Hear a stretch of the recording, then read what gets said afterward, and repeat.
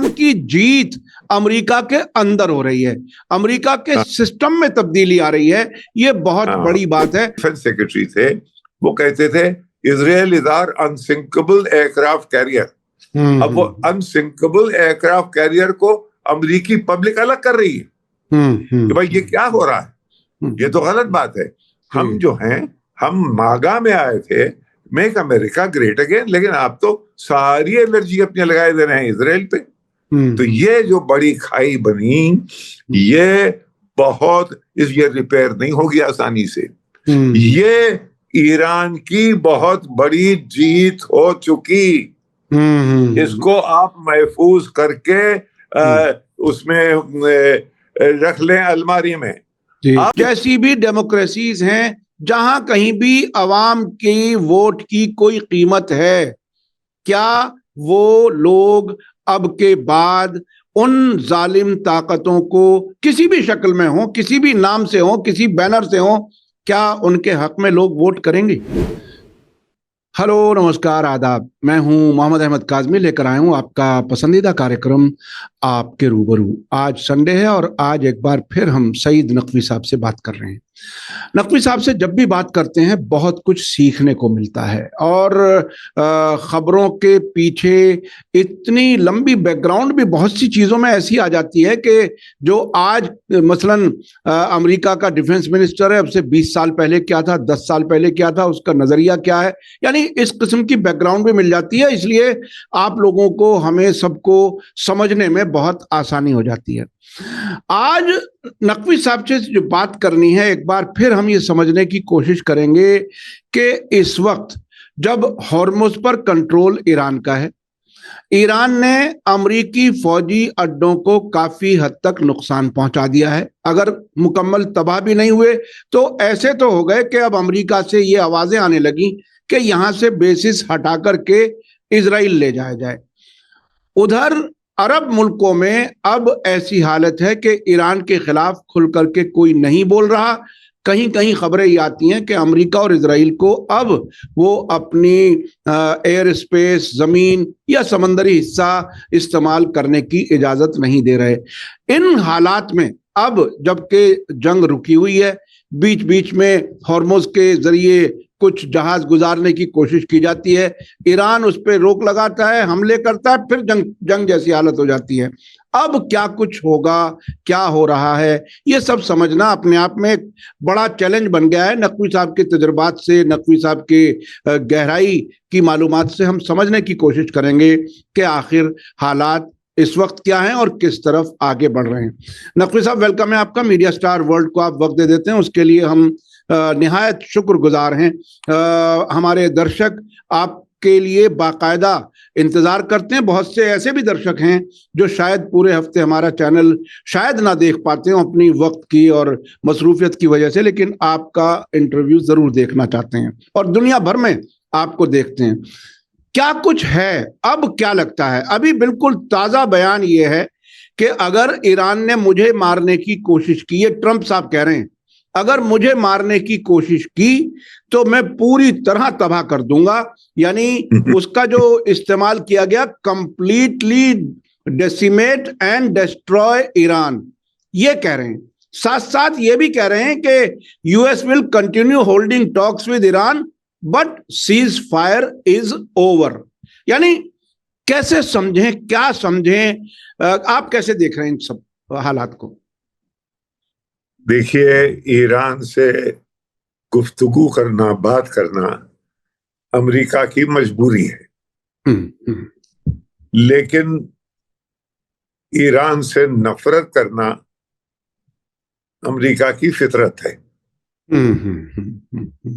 तो इन दो चीजों में जरा सा तजाद है, और काफी हद तक तजाद है। और ये नफरत जो है, ये भी बेमानी, सिर्फ इंस्टिंक्ट नहीं है। इसका मतलब ये है कि उनके चारों तरफ जो भेड़िए लगे हुए हैं कि ईरान को मारो, ईरान को खत्म कर दो, जिनमें से कि एक तो इजराइल है, उसके अलावा इजराइल से सिंपैथेटिक जो लॉबी है, जूइश लॉबी इजराइल लॉबी जिसे कहते हैं, एपैक जिसे कहते हैं, ये एक मजबूत लॉबी है और इसके बारे में हम कई दफा उसकी बात कर चुके हैं, जिसके बगैर कांग्रेशनल इलेक्शंस जीतना अभी तक मुश्किल है, लेकिन नामुमकिन नहीं है, ये मैं अभी बताऊंगा। ये उनके बगैर जीतना मुश्किल है। ये और इलेक्शन आ रहे हैं नवंबर में, लिहाजा ट्रंप को शेख भी खुश रहे, शैतान भी नाराज ना हो।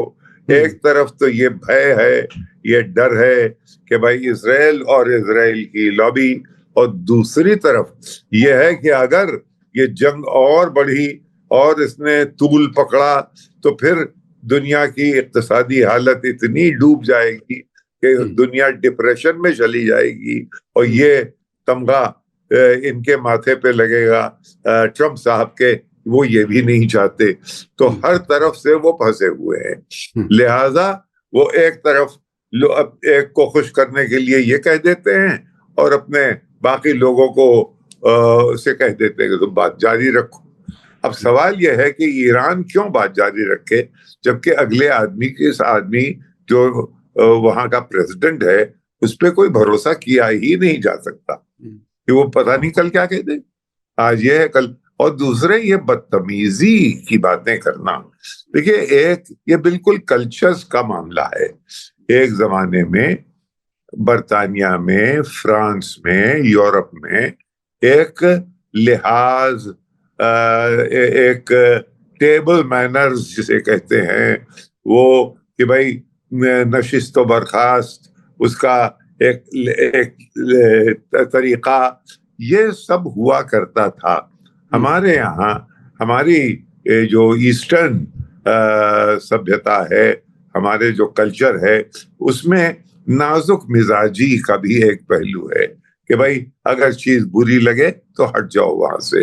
वो नाजुक मिजाज जिसे कहते हैं अंग्रेजी में थिन स्किन, वो थिक स्किन, एक तो गेंडे की खाल जो कि उधर दिखाई देती है, और एक वो थिन स्किन जिसका कि आपकी कोई भी छोटी सी बात, अब उसके बहुत से उदाहरण मैं दे सकता हूँ पब्लिक लाइफ में आके, लेकिन उससे वक्त जाया होगा, वक्त गुजरेगा उसमें। तो एक ये है।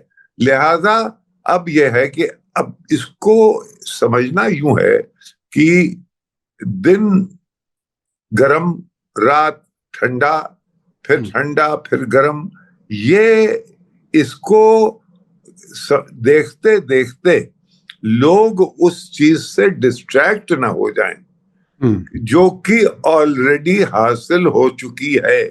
ये बहुत अहम बात है। यानी ये बात जो है कि जो जंग हुई थी 40 दिन, जो जंग हुई थी, वो उस पे जितने पत्ते थे वो ईरान के हाथ में मजबूत निकले, और दुनिया की सबसे बड़ी सुपर पावर और सबसे बड़ी रीजनल पावर कम दिखाई दी, दब गई।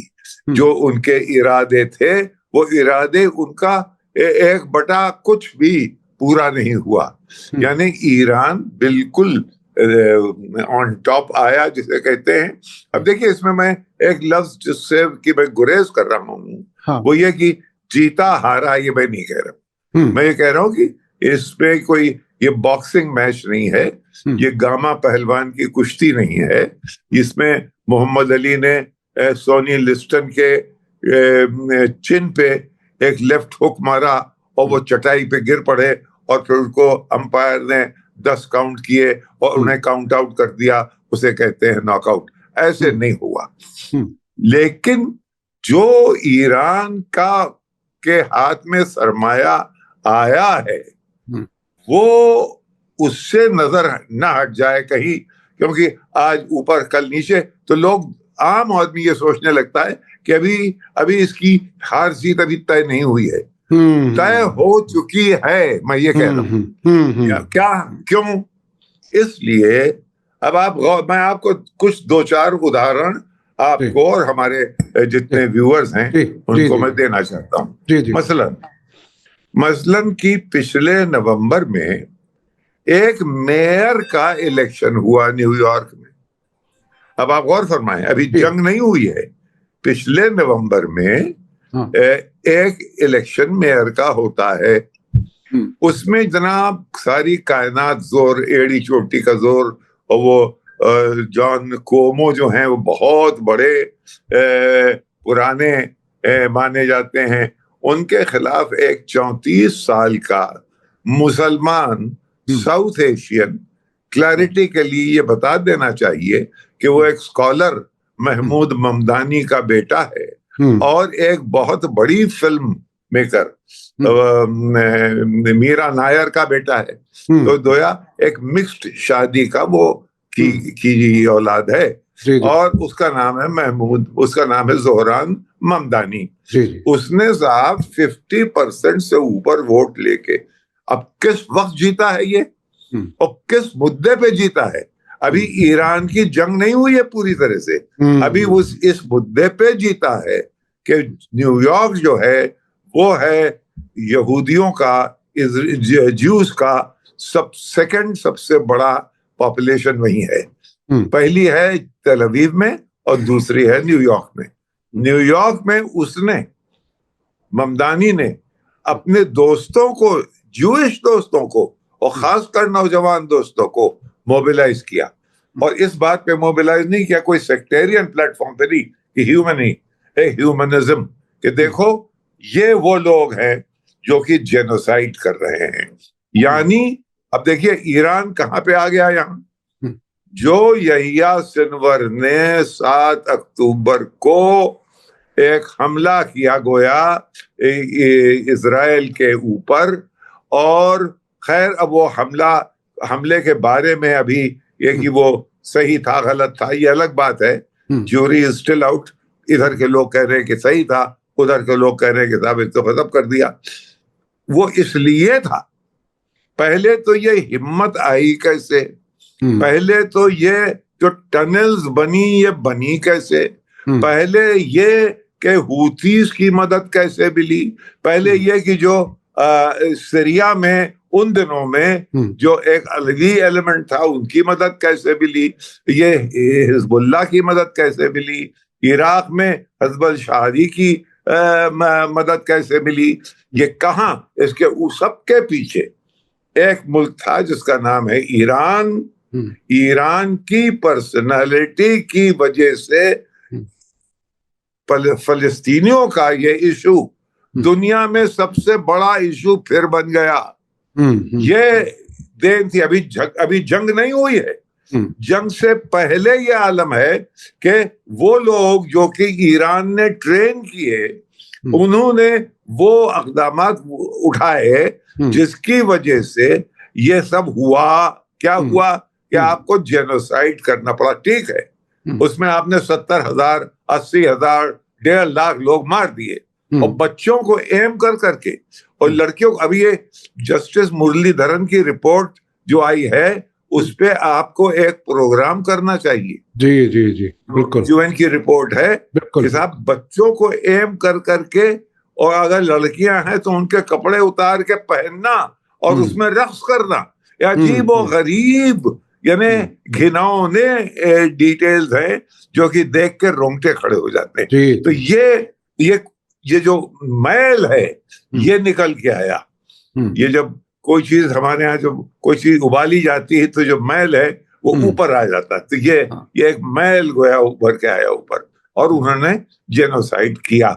और जेनोसाइड ऐसा किया कि दुनिया में सबने देखा। इसमें हम और आप दोनों, हमारे खिलाफ भी एक मुकदमा बनता है कि हम और आप ये सोचते रहे कि भाई हम तो हमदर्दी दिखा रहे हैं, लेकिन देखिए दुनिया 2 साल से देख रही है, कुछ नहीं करती। हम भूल गए दुनिया के अवाम को, हम सिर्फ सरकारों की तरफ देखते रहे, और दुनिया का अवाम आपसे और हमसे ज्यादा मूव हुआ था, सड़कों पे निकल आया था, और इस हद तक आ गया था कि जब ममदानी का इलेक्शन हुआ तो यहूदी इजराइल के वहां पे न्यूयॉर्क के वो निकल के आए, और किस इशू पे, जेनोसाइड ऑन पैलेस्टीनियंस।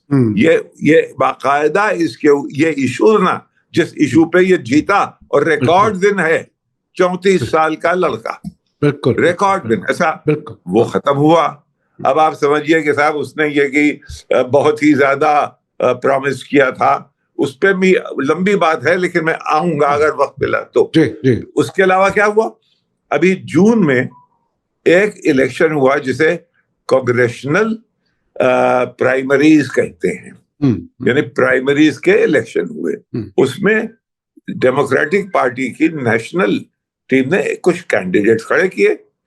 इसने ममदानी ने अपने कैंडिडेट को मदद करना शुरू की, अपना एक स्लेट बनाया।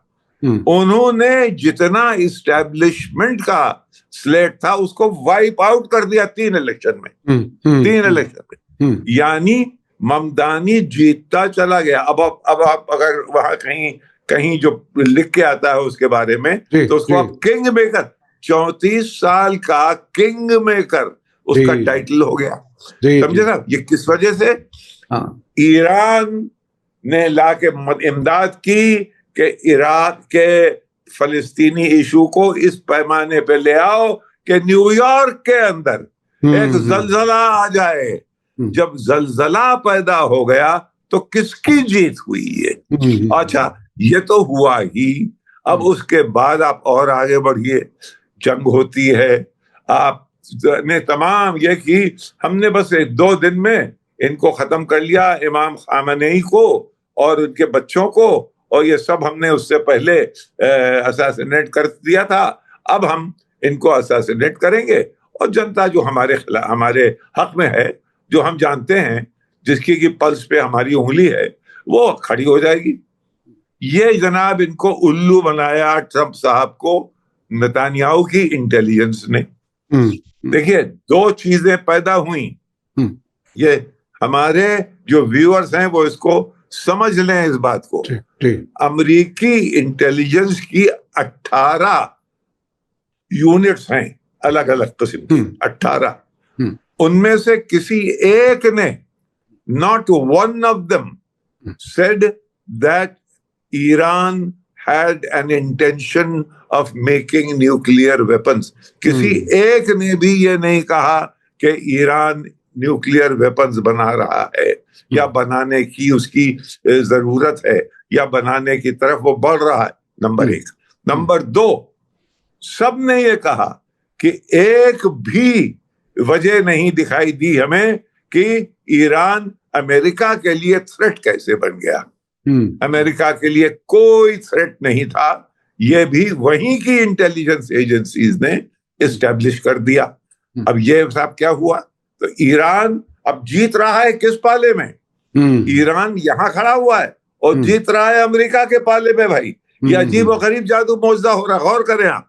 उसके बाद क्या होता है जब कि फिर अब उनकी इंटेलिजेंस एजेंसीज के अंदर, इनकी इंटेलिजेंस एजेंसीज के अंदर एक खलफिशार आता है। क्या?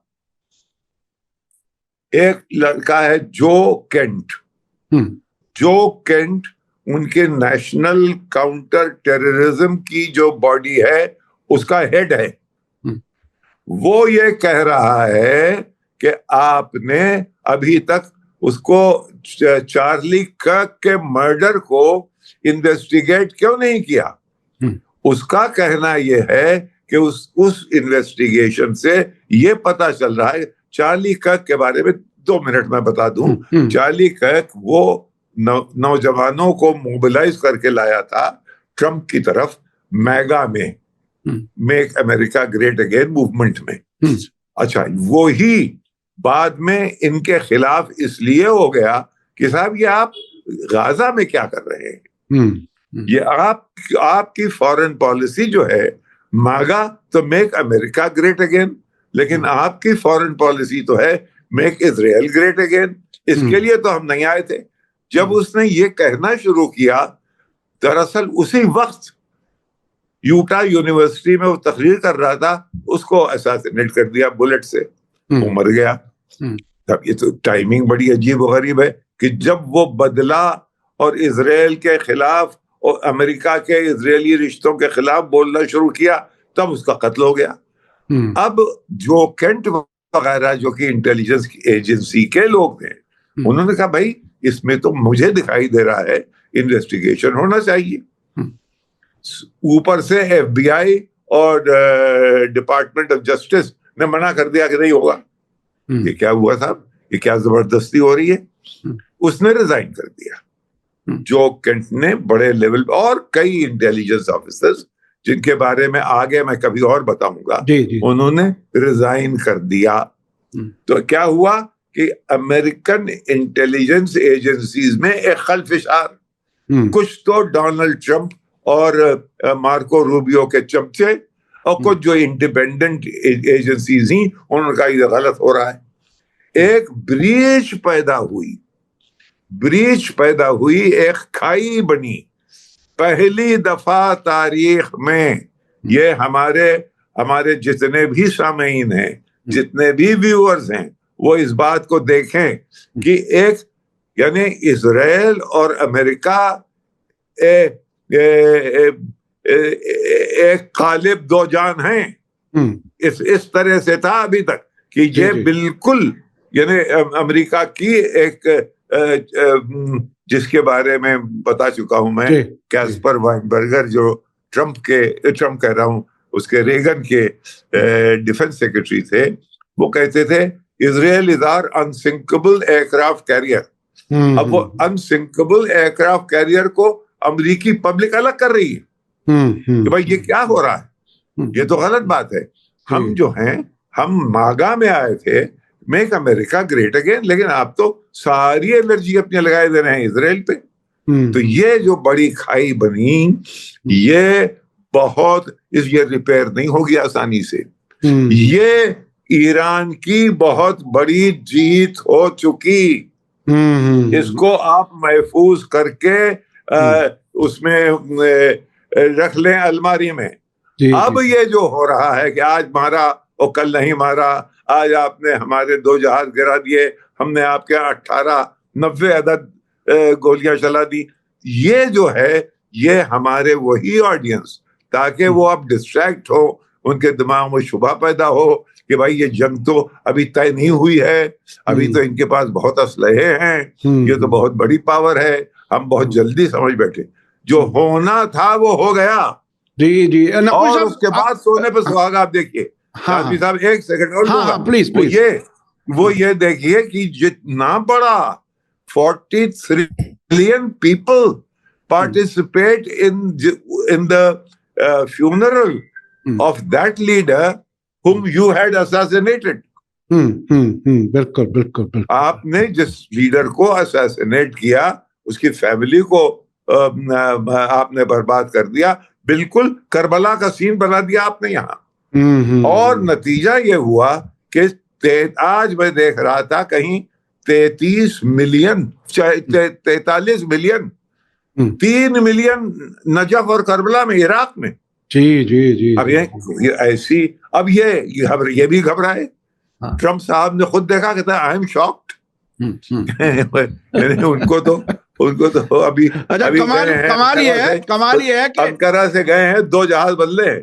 जी कमाल ये है कि नहीं हुआ था। अच्छा, कमाल ये है कि ट्रंप कभी कभी जब सच बोलते हैं तो बहुत अच्छे लगते हैं। अच्छा नकवी साहब, आपने बहुत ही गहराई से बताया कि ईरान की जीत अमेरिका के अंदर हो रही है, अमेरिका के सिस्टम में तब्दीली आ रही है, ये बहुत बड़ी बात है। और खुद इजराइल के अंदर भी जो खलफिशार है वो इस जंग के नतीजे में, और उस जंग की शुरुआत याह्या सिनवर जैसे लोगों की प्लानिंग का नतीजा, जिन्होंने वहां से यहां तक दुनिया को पहुंचाने का इंतजाम किया। एक मैं आपको एक हेडिंग पढ़ के बता रहा हूं, आज ही टाइम्स ऑफ इजराइल में एनालिसिस छपा है, जिसका हेडिंग कुछ इस तरह से है, why US policies feels like it's all about Israel and what that does and does not mean for Jews. यानी ये अब अमेरिका की जो सियासत सिर्फ इजराइल पर एक तरह से फोकस थी, अब ज्यूज उसके बारे में क्या देख रहे हैं, क्या तब्दीली आ रही है। अब ये टाइम्स ऑफ इजराइल का एनालिसिस आज ही छपा है। ऐसा लग रहा है कि इजराइल के अंदर इनसिक्योरिटी काफी बढ़ रही। क्या कैसे देखें? बहुत बहुत ज्यादा, क्योंकि उन्होंने बिल्कुल एक ढक्कन रख दिया है अपने पीपे पे इंफॉर्मेशन के, लिहाजा हमें और आपको कुछ मालूम नहीं हो रहा, लेकिन जो लोग जानते हैं, अब वो जो लोग जानते हैं उनका मैं नाम भी ले लूं। मसलन एक साहब हैं जो कि ब्रिटिश डिप्लोमेट है पुराने और इस इलाके के एक्सपर्ट हैं, उनका नाम है एलिस्टेयर क्रुक, एलिस्टेयर CROOKE। उनका भी प्रोग्राम, उनका लोगों को देखना चाहिए। वो ये कह रहे हैं कि साहब ये अमेरिका और वेस्ट वाले ये ईस्टर्न सिविलाइजेशंस को जानते ही नहीं। एक बहुत मार्कतुल-आरा किताब लिखी थी एडवर्ड सईद ने, जिसको ओरिएंटलिज्म, कि किस तरीके से ओरिएंट को वेस्ट ने अपनी इमेज में, अपनी प्रेफर्ड इमेज में पेश किया हमेशा। वो एक बहुत मास्टरपीस बुक है जो कि आप लोगों को सबको एक दफा जरूर देख लेना चाहिए। Orientalism, Edward Said. अब अभी कुछ साल पहले उनका इंतकाल हो गया, यहीं कोलंबिया यूनिवर्सिटी के प्रोफेसर थे। तो ये है सूरत हाल कि जो हो चुका, दुनिया बदल गई।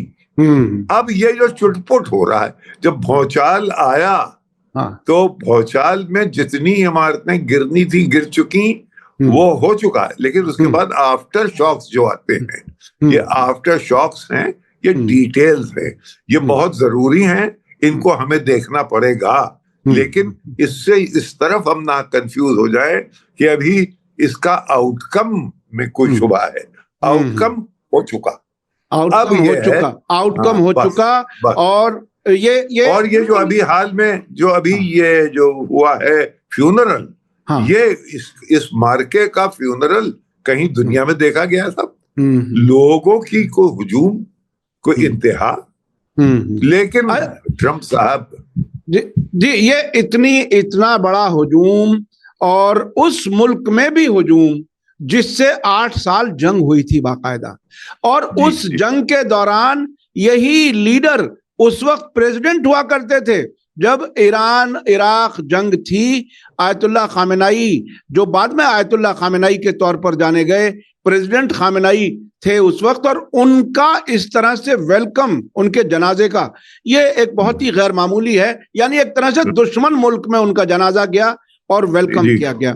अच्छा, अब क्या ऐसे समझना ठीक होगा कि ये जो जनाजा जिसमें इतने लोग सामने नजर आए, और उसके अलावा स्क्रीन पर पूरी दुनिया में कितने और लोगों ने देखा, वो भी जाहिर है करोड़ों की तादाद है जी, क्या इन लोगों में अमेरिका और इजराइल के खिलाफ नफरत बढ़ना यकीनी है?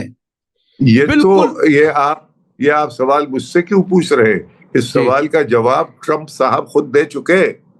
उन्होंने डांटा एक दफा नेतन्याहू साहब को, और उनसे कहा कि तुम्हें पता नहीं है कि how you are hated in the world, you are hated in the world, you Netanyahu, ये तो हम हैं तुम्हें बचाए हुए, ये कहा उसने। यानी और ये वाकया है कि अभी तक अगर दस्ते शफकत ट्रंप साहब का और अमेरिका का उठ जाए इनके सर से, तो बेसरो सामानी की इंतहा न होगी इस्राएल की। और इस्राएल इस वक्त वाकई में, अमेरिका तो बहुत बड़ा मुल्क है, उसकी पॉकेट्स बहुत डीप है, उसके पास बहुत कुव्वत है, और लेकिन इतनी नहीं है, एक चीज कहते हैं लिमिट्स टू पावर, इतनी नहीं है कि वो वेस्ट एशिया को वहां बैठ के डिक्टेट कर सके अब। लेकिन जो खतरे में है वो है इस्राएल। इस्राएल, अब वो इस्राएल, मैंने आपसे ये मेरे ख्याल में आपसे 2 साल पहले मैंने कहा था कि वो इस्राएल जिसने ये गाजा शुरू किया जेनोसाइड, ये अब वो ना रहेगा, ये लास्ट हो रहा है, ये मैंने कहा था पहले दफा। ये 7 अक्टूबर में ये वाकया हुआ है और मैंने 8-9 का प्रोग्राम आप देख लीजिए। मैंने कहा ये इजराइल का लास्ट हो रहा है, आखिरी जंग है। अच्छा, अब नकवी साहब आपने बहुत ही तफसील से, बहुत ही अच्छे अंदाज में ये बता दिया कि ईरान का नजरिया, फिलिस्तीन, ये पूरी दुनिया को कैसे बदल रहे हैं। अच्छा, ये जो पूरी दुनिया में जो नफरत बढ़ी है इस नजरिए के खिलाफ, जिसने गाजा में कत्लेआम किया, जिसने ईरान के सुप्रीम लीडर और उनके बहुत सी लीडरशिप को कत्ल कर दिया, हजारों लोग मारे गए, लेबनान में मारे जा रहे हैं, हुती अंसारुल्लाह भी मैदान में है, वो बाबुल मंदब बंद करने के लिए तैयार है।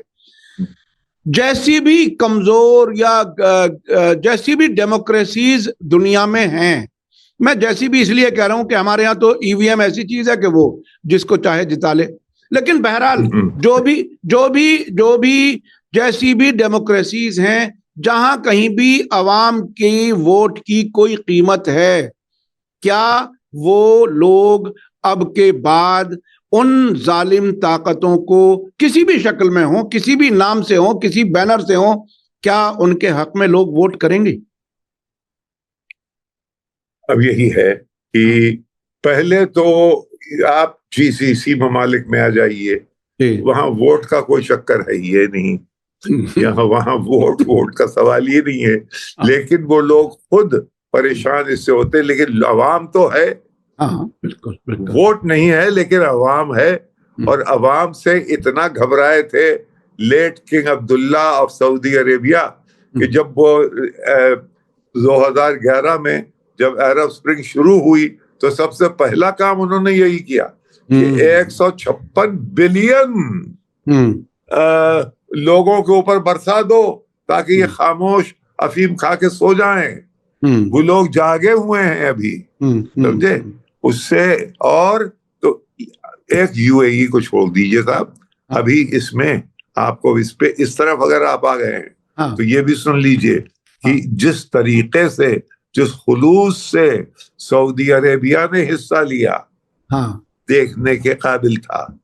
और जनाब जहां इजिप्ट पहुंचा, और इजिप्ट ने जो वहां, इजिप्ट का तो ये इजिप्ट तो इनकी जेब में है, यानी जॉर्डन के बादशाह तो बेचारे कहीं के हैं नहीं, वो तो उनकी पॉकेट में है, हिप पॉकेट में है बल्कि, तो लेकिन ये एक शख्सियत है। देखिए, एक मैं बात और बता रहा हूं आपको, जी उसका अंदाजा आप इससे लगाइए कि एक मैच हो रहा है दुनिया का जिसको कि वर्ल्ड कप सॉकर कहते हैं, फुटबॉल। उसमें एक टीम है जो कि अर्जेंटीना की, उसमें बहुत बड़े प्लेयर हैं, लायोनेल मेसी, और ये है कि ये शायद फाइनल तक पहुंचे, यकीनन ये यकीन था। उसका मैच हुआ इजिप्ट से, और जनाब हाफ टाइम 45 मिनट के टाइम्स होते हैं, 45 मिनट जो पहले थे उसमें इजिप्ट ने 2 गोल कर दिए, अब और बल्कि एक तीसरा भी कर दिया। और जनाब जब धूम मचने लगी तो यहां मेसी ने प्रोटेस्ट किया, और वहां के जो कि गोरे, अब देखिए गोरा काला होने लगा मैच में। क्या हुआ? अंपायर साहब ने एक मशीन मंगाई, VAR, जो कि रिव्यू करती है, वो मशीन, यानी अभी गोल हुआ है, अब से 17 सेकंड पहले एक वाकया हुआ था फील्ड पे, उसकी बेसिस पे आपने ये गोल रद्द कर दिया, यानी उनसे एक गोल छीन लिया गया। तो गोया गोरा और काला यहां भी आ गया। इससे पहले एक किस्सा और सुन लीजिए जरूर, वो ये है कि ट्रम्प साहब की टीम भी वहां है, अमेरिका ही में ये हो रहा है, अमेरिका, मेक्सिको और कनाडा, यहाँ ये वर्ल्ड कप प्ले किया जा रहा है। उसमें इन्होंने क्या किया कि इनकी टीम का, अमेरिकन टीम का एक प्लेयर सस्पेंड कर दिया गया पूरे टूर्नामेंट के लिए, कुछ उसने ऐसी हरकत की। ट्रम्प साहब तक ये बात पहुंची, ट्रम्प ने FIFA, football, international football association के प्रेसिडेंट को टेलीफोन किया कि मेरा प्लेयर वापस किया जाए, यानी दादागिरी मैदाने सियासती में नहीं है, वो स्पोर्ट के मैदान वापस आ गया, वो सस्पेंशन उसका खत्म कर दिया गया। ये वही फीफा के हेड हैं जिन्होंने जब ये रो रहे थे आंसू बहा बहा के कि हमको नोबेल पीस प्राइज नहीं मिला, तो उसने कहा तुम घबराओ नहीं, हम तुम्हें एक पीस प्राइज देते हैं। फीफा पीस प्राइज उनको दे दिया गया। इनकी तस्वीरें छपी, ये खुश हुए, लॉलीपॉप की तरह लिए हुए खड़े हुए, देख लीजिए तस्वीरें। जी जी जी, अजीब व गरीब। अच्छा, अवार्ड्स का बड़ा दिलचस्प दौर चल रहा है। पिछले दिनों सेशंस में भी एक अवार्ड दिया गया जो एआई से बनाया गया जल्दी जल्दी, जिसमें स्पेलिंग भी ठीक नहीं थी, हमारे मोदी जी को मिला। तो ये बड़ा अजीब हो रहा है। ये इस मिजाज के लोग बहरहाल हुकूमतों में हैं, इसे इनकार नहीं किया जा सकता। अच्छा, हमारे पास अब बहुत कम वक्त रह गया, 3 मिनट का। आखिर में अगर आप कुछ बता सकें कि आगे और क्या क्या होगा, ये आफ्टर शॉक्स जो अभी चल रहे हैं, ये कितने दिन और होगा, दुनिया कब रियलाइज कर लेगी कि वाकईन ईरान जीत चुका, हॉर्मुज ईरान ही कंट्रोल करेगा? अभी एक रस्सा कशी चल रही है इस्राएल और अमेरिका के बीच में। इजराइल कह रहा है मारो, अमेरिका के अंदर बहुत से लोग कह रहे हैं नहीं, लेकिन अमेरिका के अंदर जो लॉबी है इजराइल की वो कह रही है मारो, क्योंकि अगर इनको मारा नहीं तो ये दुनिया इस वक्त दुनिया की बहुत बड़ी पावर बन गई है। इसको किसी न किसी तरह से कम करो, किसी न किसी तरह इसका कद घटाओ। तो वो कैसे घटाएं? अगर घटाने में आ जाए तो फिर जंग पूरी हो जाएगी, जंग पूरी हो जाएगी तो पूरे खुल के हो जाएगी, और खुल के हो जाएगी तो अभी ये हॉर्मुज तो खुलेगा नहीं फिर वो ना हॉर्मुज खोलेगा और ना ही ईरान की वो उनके यहाँ कोई कमजोरी नहीं है, वहां बड़ी तैयारी है। इस वक्त जो ये जनाजे में लोग थे उनकी तरफ से बदला लेने के लिए बार बार नारे लगाए गए, और बाकायदा ईरान में ऐसा बहुत कम नजर आता है। मर्गबर अमेरिका, मर्गबर इजराइल तो होता है, लेकिन इस तरह से we will kill you Trump, उस तरह के बैनर और बहुत से ऐसे वो नारे नजर आए। भाई ऐसे भयानक बैनर न लाए तो अच्छा है। जी जी जी, एक सुस्ता तहजीब वाले लोग हैं।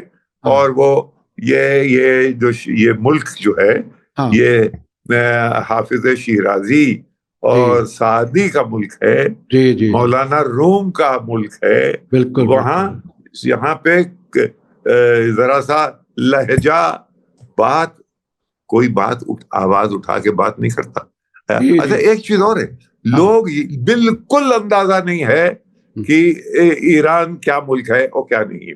जी जी, यहाँ तमाम लोग, अरे उनको ही वेस्ट ही को नहीं, हिंदुस्तान में हाँ। इस बात का फर्क नहीं मालूम कि मुल्ला और उलेमा में क्या फर्क है। जी जी जी, वो समझते हैं कि जो मस्जिद की देखभाल करता है, हाँ। वही आयतुल्लाह भी है। अरे भाई, उनके मर्जों में आप जाइए तो जमीन से, मैं गया हूं कि जमीन से लेके और छत तक चारों दीवारें भरी हुई हैं किताबों से। जी जी जी जी, और फर्श पे बैठते हैं, कालीन पे। बिल्कुल, और तो उसका अंदाजा नहीं है लोगों को। जी, लोगों को अंदाजा नहीं है। हाँ, जी नकवी साहब, बहुत बहुत शुक्रिया, आपने वक्त दिया। हमारे पास वक्त खत्म हो रहा है। जो उन सेमिनारीज में जिस गहराई से इश्यूज को डिस्कस किया जाता है, बड़ी बड़ी साइंस यूनिवर्सिटीज में भी नहीं होता, ऐसा मैंने भी देखा है। वहाँ वो जो दर्स खारिज होता है वो बिल्कुल गैर मामूली है, बाहरी दुनिया नहीं जानती। बहुत बहुत शुक्रिया। हमें उम्मीद है कि लोग ऐसे मौकों पर जरूर ईरान को समझना चाहेंगे, पढ़ना चाहेंगे। आज का वीडियो आपको कैसा लगा कमेंट्स में जरूर लिखें और ज्यादा से ज्यादा लोगों तक शेयर करें। इसी के साथ मुझे दीजिए इजाजत। धन्यवाद, शुक्रिया। जय भारत, जय हिंद। हमारे चैनल मीडिया स्टार वर्ल्ड को सब्सक्राइब कीजिए और बेल आइकॉन दबाइए ताकि हमारी हर नई वीडियो का नोटिफिकेशन आपको सीधे मिलता रहे। अगर आपको हमारी खबरें पसंद आती हैं तो उन्हें अपने व्हाट्सएप, इंस्टाग्राम, फेसबुक और ट्विटर अकाउंट्स पर शेयर करना ना भूलिए ताकि और लोग भी हकीकत से वाकिफ हो सकें।